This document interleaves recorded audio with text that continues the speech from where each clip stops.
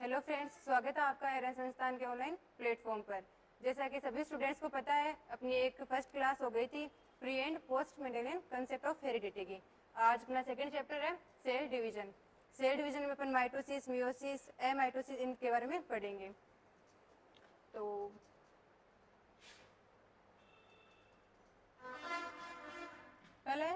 पहले डिस्कशन करेंगे cell division के बारे में। कोशिका विभाजन।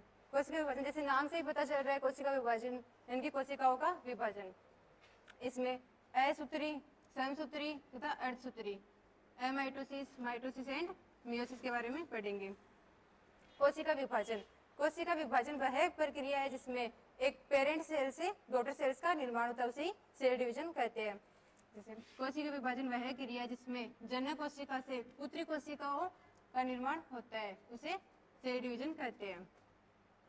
सभी कोशिकाओं में विभाजन की प्रक्रिया पाई जाती है, परंतु जंतुओं की परिपक्व लाल रक्त कोशिकाओं यानी कि आरबीसी, तंत्रिका कोशिकाओं, रेखित कोशिकाओं तथा नर एवं मादा युग्मकों में एक बार विभाजन होने के बाद दोबारा विभाजन नहीं होता है।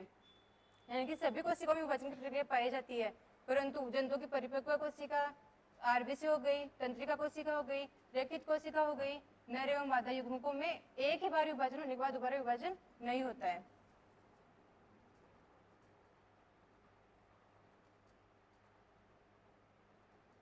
कोशिका चक्र, सेल साइकिल। कोशिका चक्र एक अनुक्रम है जिसमें कोशिका की प्रतिकृति होती है, यानी कोशिकाओं का निर्माण होता जाता है। इस अनुक्रम में कोशिका की वृद्धि, गुणसूत्रों का द्विगुणन और कोशिका विभाजन शामिल है। कोशिका चक्र की दो प्रावस्थाएं होती है, इंटरफेज और एम फेज। पहले इंटरफेज, अंतरा अवस्था, यह कोशिका चक्र की सबसे बड़ी अवस्था होती है और इसकी तीन पूर्व अवस्थाएं और होती है। फर्स्ट है G1 phase, S phase, G2 phase. First सूत्री अवस्था,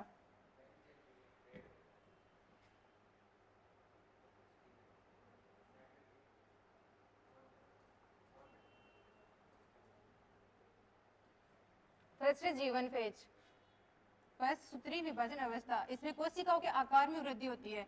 जो इंटरफेज की फर्स्ट जीवन प्रावस्था होती है उसमें कोशिका के आकार में वृद्धि होती है। सेकंड एस फेज, संश्लेषण अवस्था। इसमें प्रोटीन का निर्माण होता है, डीएनए का द्विगुणन होता है, तारकाय का निर्माण होता है। थर्ड है G2 फेज यानी पूर्व सूत्री विभाजन अवस्था। इसमें कोशिका विभाजन की तैयारी करती रहती है, जिसके लिए आवश्यक प्रोटीनों का निर्माण करती है। सेकंड फर्स्ट इंटरफेज होगी, सेकंड एम फेज, विभाजन अवस्था। इसमें कोशिकाओं का विभाजन होता है, यानी कोशिका का निर्माण होता रहता है। कोशिका विभाजन तीन प्रकार से होता है, असूत्री विभाजन, समसूत्री विभाजन, अर्धसूत्री विभाजन। Amitosis, mitosis and meiosis. ये एम फेज की तीन प्रकार होते हैं, एम फेज के।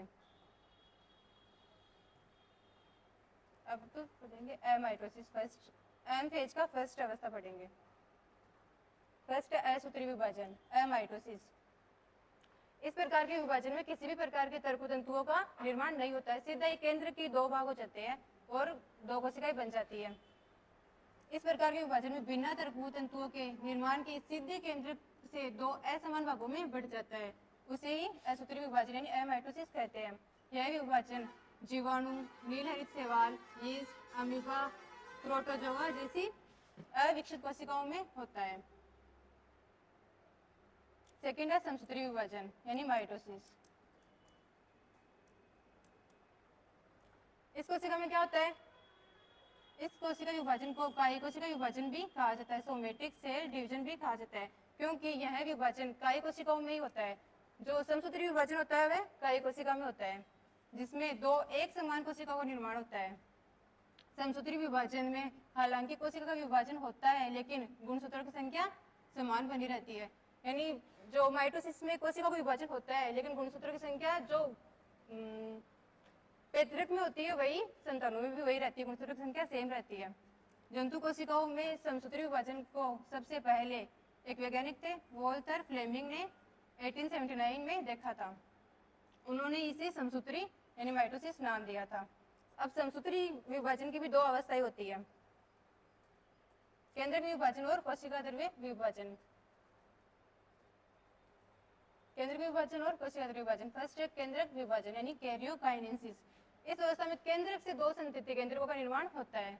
इस अवस्था में एक केंद्रक से दो संतति केंद्रकों का निर्माण होता है। और कैरियोकाइनेसिस की ये निम्न अवस्थाएं होती है, प्रोफेज, मेटाफेज, एनाफेज, टेलोफेज, कोशिका द्रव्य विभाजन। फर्स्ट है प्रोफेज। प्रोफेज या पूर्वावस्था। इस अवस्था में क्या होता है, तारा केंद्रक यानी सेंट्रोमियर खुद की प्रतिलिपि तैयार करता है, यानी कि अपने जैसे ही और तैयार करता है और दो नए केंद्रकों में बढ़ जाता है जो कोशिका ध्रुवों के विपरीत किनारों की तरफ चले जाते हैं।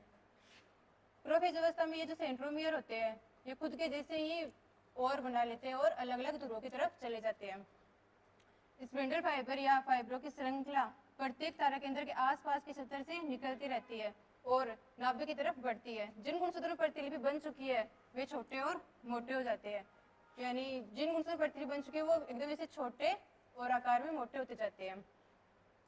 क्रोमेटिड प्रत्येक गुणसूत्र की प्रतिलिपि का आधा होता है जो सेंट्रोमियर से एक दूसरे से जुड़े होते हैं। बाद के प्रोफेज चरण में नाभिक और नाभिक की झिल्ली विखंडित होने लगती है, इसे आद्य अवस्था भी कहते हैं। जो प्रोफेज है उसे आद्य अवस्था भी कहते हैं। सेकंड पढ़ेंगे मेटाफेज। मेटाफेज या मध्य अवस्था। इस अवस्था में क्या होता है, गुणसूत्र के जोड़े खुद को इस प्रकार संरेखित करते हैं कि कोशिका का केंद्र और प्रत्येक सेंट्रोमियर प्रत्येक ध्रुव से एक स्पिंडल फाइबर से जुड़ जाए। सेंट्रोमियर विभाजित होता है और अलग अलग किए गए क्रोमेटिड स्वतंत्र संतति गुणसूत्र बन जाते हैं, जैसे इसमें डायग्राम दिया है। मेटाफेज ये जो गुणसूत्र होते हैं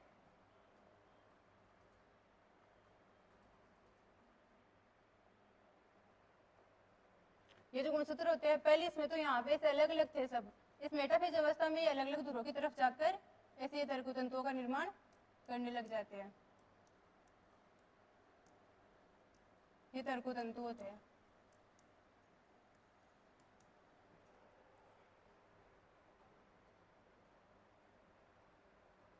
तीसरी है एनाफेज। इस व्यवस्था में क्या होता है, इसे पश्च अवस्था भी कहते हैं। इसमें स्पिंडल फाइबर छोटे होने लगते हैं। ये सहयोगी क्रोमेटिड्स पर बल डालते हैं जो उन्हें एक दूसरे से अलग खींचता है और स्पिंडल फाइबर लगातार छोटे होते जाते हैं। जो स्पिंडल फाइबर होते हैं वह लगातार छोटे होते जाते हैं। क्रोमेटिड्स को विभिन्न ध्रुवों पर खींचा जाता है और प्रत्येक संतति कोशिका में गुणसूत्रों के एक समान सेट का पाया जाना सुनिश्चित करता है। जैसे देखिए एनाफेज में।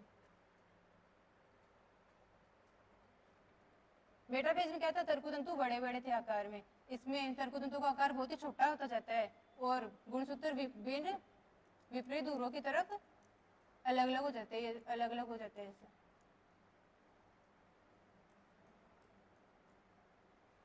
अगली अवस्था है टेलोफेज।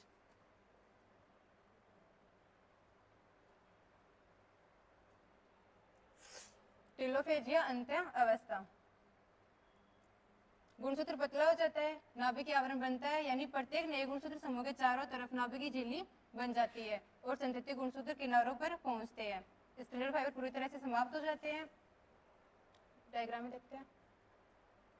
एनाफेज में स्पिंडल फाइबर पाए जाते हैं और टेलोफेज अवस्था में आते आते स्पिंडल फाइबर पूरी तरीके से समाप्त हो जाते हैं, जैसे टेलोफेज है। इसमें ये जो स्पिंडल फाइबर दिखाई देते हैं वो इसमें नहीं होते, समाप्त हो जाते हैं और एक नाभिक की झिल्ली यानी केंद्रक झिल्ली का निर्माण हो जाता है गुणसूत्र के चारों तरफ। अगले है कोशिका द्रव्य विभाजन। साइटोकाइनेसिस। फर्स्ट पढ़ा कैरियोकाइनेसिस, अब सेकंड है साइटोकाइनेसिस। कोशिका द्रव्य विभाजन यानी कोशिका द्रव्य का विभाजन होता है। कैरियोकाइनेसिस में क्या था, केंद्र का विभाजन, इसमें कोशिका द्रव्य विभाजन होता है। कोशिका विभाजन की इस अवस्था में कोशिका द्रव्य के विभाजन से एकमात्र कोशिका से दो संतति कोशिकाओं का निर्माण हो जाता है।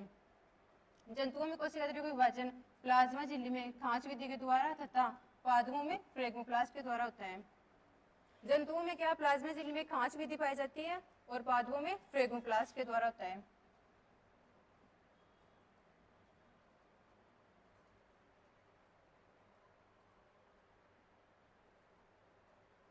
अब पढ़ेंगे अर्धसूत्री विभाजन यानी मियोसिस। इस प्रकार के कोशिका विभाजन में संतति कोशिकाओं में गुणसूत्रों की संख्या उनकी मातृ कोशिका की तुलना में आधी हो जाती है। मियोसिस नाम से पता चलता है, मियोसिस मतलब आधी हो जाती है गुणसूत्रों की संख्या। अर्धसूत्री विभाजन 2 चरणों में होता है, मियोसिस फर्स्ट और मियोसिस सेकेंड। अर्धसूत्री विभाजन फर्स्ट और अर्धसूत्री विभाजन सेकेंड। जो मियोसिस फर्स्ट है उसकी 4 प्रावस्थाएं और पाई जाती है। Prophase first,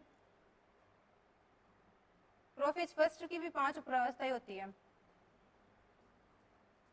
leptotene, zygotene, पेकाइटीन, diplotene, diakinesis, ये 5 प्रावस्थाएं प्रोफेज फर्स्ट की होती है। तो मियोसिस फर्स्ट में प्रोफेज फर्स्ट की भी लेप्टोटीन फर्स्ट उप प्रावस्था होती है। लेप्टोटीन इसमें गुणसूत्र संघनित होते हैं और स्पष्ट दिखाई देने लगते हैं, कार्य केंद्रक बनकर ध्रुवों की तरफ जाने लगता है। यानी इसमें गुणसूत्र ऐसे संघनित होते हैं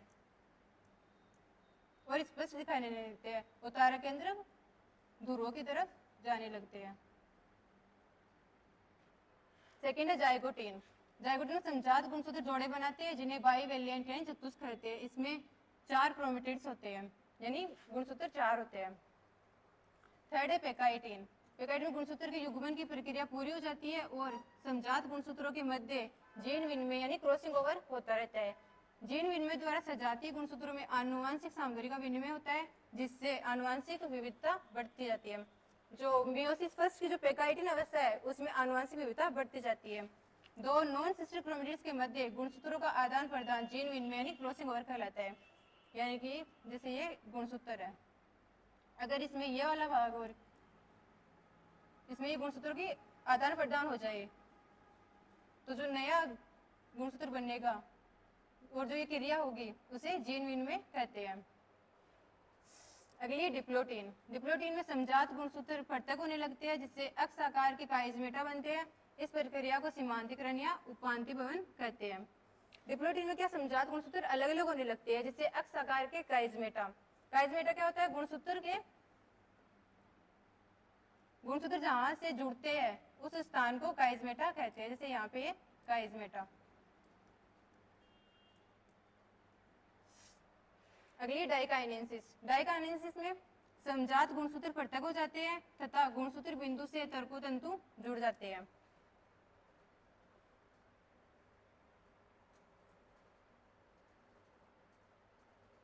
प्रोफेज फर्स्ट हो गई, अब मेटाफेज फर्स्ट।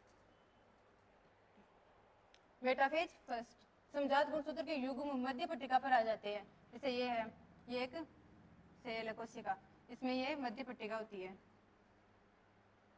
मेटाफेज प्लेट, यह है मतलब गुणसूत्र। मेटाफेज फर्स्ट में क्या होता है? गुणसूत्र मध्य पट्टिका पर आकर एकत्रित होने लगते हैं। यह मेटाफेज फर्स्ट। अगली है एनाफेज फर्स्ट। एनाफेज फर्स्ट में क्या होता है? सजातीय गुणसूत्र अलग हो जाते हैं और विपरीत ध्रुवों की ओर चले जाते हैं, लेकिन अर्ध गुणसूत्र यानी सिस्टर क्रोमेटिड्स अभी भी जुड़े रहते हैं। जैसे एनाफेज फर्स्ट है, इसमें जो मतलब प्रोफेज फर्स्ट में गुणसूत्र मध्य पट्टिका पर आ गए थे ऐसे, एनाफेज फर्स्ट में ये गुणसूत्र अलग अलग हो जाएंगे, अलग अलग ध्रुवों की तरफ आ जाएंगे। जैसे ये आ गए,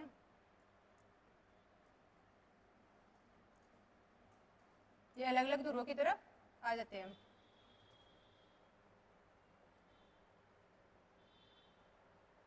अगली है टेलोफेज फर्स्ट।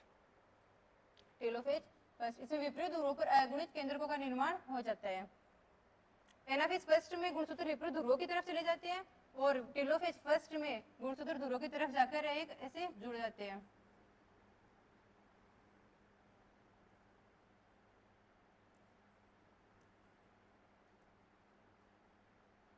टेलोफेज फर्स्ट और एक अगुणित केंद्रकों का निर्माण हो जाता है। यह अगुणित केंद्रकों का निर्माण अलग अलग हो जाते हैं। पांचवा है कोशिका द्रव्य विभाजन यानी साइटोकाइनेसिस। साइटोकाइनेसिस पूरा होता है जिसमें 2 अगुणित कोशिका बन जाती है। अगला है अर्धसूत्री विभाजन second and meiosis second. Meiosis first पढ़ लिया, अब मियोसिस सेकेंड। यह समसूत्री विभाजन के समान ही होता है। इसमें भी prophase second, metaphase second, anaphase second, telophase second, ये सारी उपरावस्थाएं होती है। पहली है प्रोफेज सेकेंड। प्रोफेज सेकेंड केंद्र झिल्ली व केंद्रिका लुप्त हो जाती है, तारा केंद्र बनते हैं और ध्रुवों की तरफ बढ़ने लगते हैं। यानी इसमें केंद्रिक झिल्ली और केंद्रिका लुप्त हो जाती है और तारा केंद्र विभिन्न ध्रुवों की तरफ चल बढ़ने लगते हैं।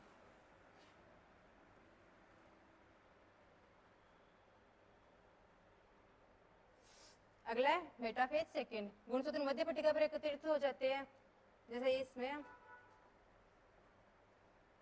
प्रोफेज फर्स्ट में क्या था,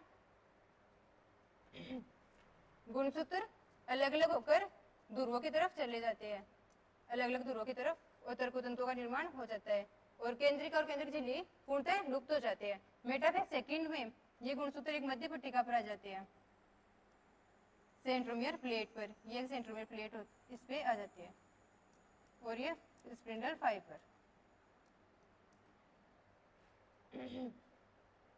अब है टेलोफेज सेकेंड। टेलोफेज सेकेंड में क्या, केंद्रिक झिल्ली तथा केंद्रिका फिर से निर्माण हो जाते हैं, जिससे 4 संतति केंद्रकों का निर्माण होता है। मेटाफेज सेकेंड में क्या था, केंद्रिक झिल्ली और केंद्रिका पूर्णतः लुप्त हो जाती है। टेलोफेज सेकेंड में आते आते केंद्रिक झिल्ली और केंद्रिका वापस बनने लग जाते हैं और ये गुणसूत्र अलग अलग हो जाते हैं और एक अलग केंद्रकों का निर्माण करते हैं। पांचवा है साइटोकाइनेसिस, कोशिका द्रव्य विभाजन। कोशिका द्रव्य विभाजन कोशिका द्रव्य का विभाजन होता है, इससे 4 अगुणित संतति कोशिका का निर्माण हो जाता है। केरोकाइनेसिस में क्या था, केंद्र का विभाजन, और साइटोकाइनेसिस में कोशिका द्रव्य का विभाजन होता है।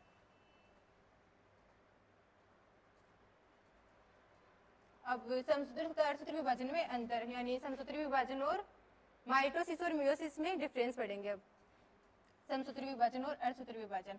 समसूत्री विभाजन में क्या होता है, समसूत्री विभाजन हमेशा कायी कोशिकाओं में होता है और अर्धसूत्री विभाजन जनन कोशिकाओं में। समसूत्री विभाजन में कोशिका विभाजन में एकल कोशिका का 2 आनुवंशिक रूप से समान डॉटर कोशिकाओं में विभाजन होता है, यानी जितने गुणसूत्र जनन कोशिकाओं में होंगे उतने ही गुणसूत्र पुत्री कोशिकाओं में आ जाते हैं। और अर्धसूत्री विभाजन में कोशिका विभाजन को रिडक्शन डिवीजन भी कहते हैं, क्योंकि इसमें एकल कोशिका का 4 डॉटर कोशिका विभाजन होता है। इसमें कोशिका सेम बनती है और इसमें 4 डॉटर कोशिका का निर्माण होता है। क्रोमोसोम की संख्या समान रहती है। इसमें प्रत्येक नई कोशिका में प्रारंभिक कोशिका की अपेक्षा क्रोमोसोम की संख्या आधी हो जाती है। इसमें सेम बनी रहती है क्रोमोसोम की संख्या और इसमें क्रोमोसोम की संख्या आधी हो जाती है। अगला, यह प्रक्रिया सभी जीवित जीवों के सोमेटिक कोशिका में घटित है और इसमें जीन का कोई क्रॉसिंग ओवर नहीं होता है। इसमें क्रॉसिंग ओवर नहीं होता है और अर्धसूत्री विभाजन में क्रॉसिंग ओवर होता है। यह प्रक्रिया रिप्रोडक्टिव या गोनाडिक कोशिका में होती है। इसमें जीन का कम से कम एक क्रॉसिंग ओवर होता है। इस विधि द्वारा पूरे शरीर में नई कोशिकाओं के उत्पादन से पुराने क्षतिग्रस्त ऊतकों का विकास और मरम्मत होती है। यानी समसूत्री विभाजन से तो नई कोशिकाओं का निर्माण होता है और जो क्षतिग्रस्त ऊतक होते हैं उनका विकास और मरम्मत होती रहती है। और अर्धसूत्री विभाजन से यह विधि आनुवंशिकता को बनाए रखने में सहायक होती है। आनुवंशिकता यानी इसमें क्रॉसिंग ओवर होता है तो आनुवंशिकता को बनाए रखती है।